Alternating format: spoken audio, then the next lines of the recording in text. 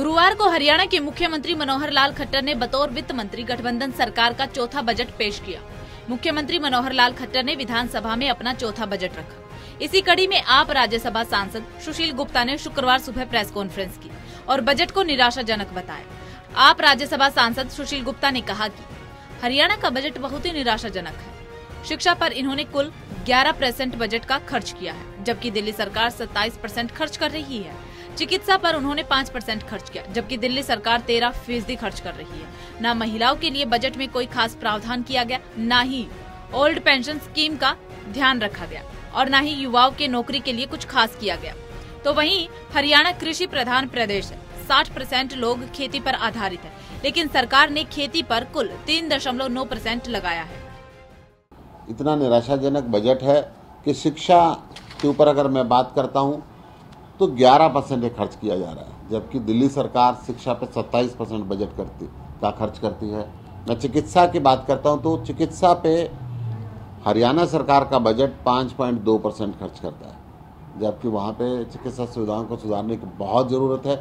दिल्ली सरकार 13% से ज़्यादा शिक्षा के ऊपर खर्च करती है।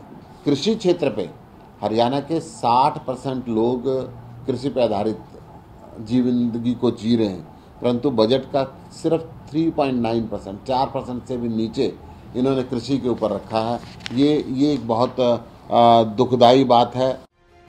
आप राज्यसभा सांसद सुशील गुप्ता ने आगे कहा कि दिल्ली सरकार सब सुविधाएं फ्री देती है, उसके बाद भी 8,000 करोड़ रुपए फायदे का बजट है। खट्टर सरकार को कहीं न कहीं दिल्ली के मुख्यमंत्री अरविंद केजरीवाल से सीख लेनी चाहिए, किस प्रकार से प्रदेश को चलाना है और किस तरह से प्रॉफिट का बजट लेकर आना है। इनके बजट में सिवाय निराशा के कुछ नहीं निकला और सिर्फ आंकड़ों का माया जाल है।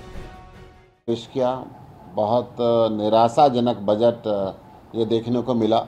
50,000 करोड़ रुपए घाटे का बजट इन्होंने बनाया, जबकि शिक्षा और चिकित्सा का बजट में कोई इन्होंने बढ़ोतरी नहीं करी। युवाओं के रोजगार के लिए कोई उसके अंदर विशेष योजना नहीं निकाली।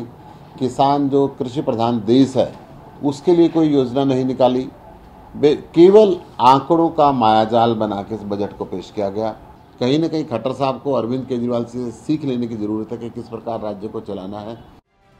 जिस तरह से इस सरकार ने पहले वायदे किए थे उस पर खरी नहीं उतर पाई, क्योंकि खट्टर सरकार ने पहले कहा था कि 51,000 रुपए पेंशन बढ़ाएंगे, लेकिन 250 रुपए पेंशन की बढ़ोतरी की गई है, उसमें भी कुछ नहीं किया गया। शिक्षा का क्षेत्र हो या फिर चिकित्सा का, किसी का बजट नहीं बढ़ाया गया है। साथ ही महिलाओं के लिए भी कुछ नहीं किया गया। कैमरे की व्यवस्था, विशेष पुलिस थाना, बस यात्रा, कुछ नहीं किया गया। हरियाणा सरकार केवल और केवल ना विकलांगों की पेंशन बढ़ाने की बात करी, ना वृद्ध पेंशन बढ़ाने की उन्होंने बात करी है। पिछली बार उन्होंने 5100 रुपये पेंशन देने की बात करी थी, इस बार सिर्फ 250 रुपये इस बजट के अंदर बढ़ाए गए हैं। ये बहुत दिक्कत है। खिलाड़ियों से जो वायदा किया था खट्टर साहब ने, उस वायदे को पूरा नहीं किया कि खिलाड़ियों को प्रोत्साहन इस बजट के अंदर कहीं दिखाई दे। ऐसा कोई सिस्टम इसके अंदर नहीं दिखाया गया। महिला सुरक्षा के लिए कोई प्रावधान इस बजट के अंदर नहीं किया गया। हरियाणा के अंदर महिलाओं के प्रति अपराध बढ़ता जा रहा है।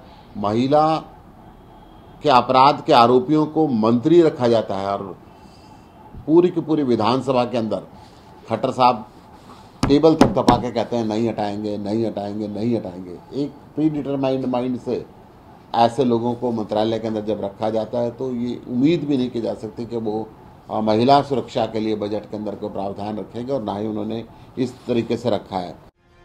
बहरहाल आम जनता को इस बजट से नुकसान के अलावा कुछ भी हासिल नहीं हुआ है। बजट हर तरह से निराशाजनक है, जो कि 50,000 करोड़ रुपए घाटे का बजट है।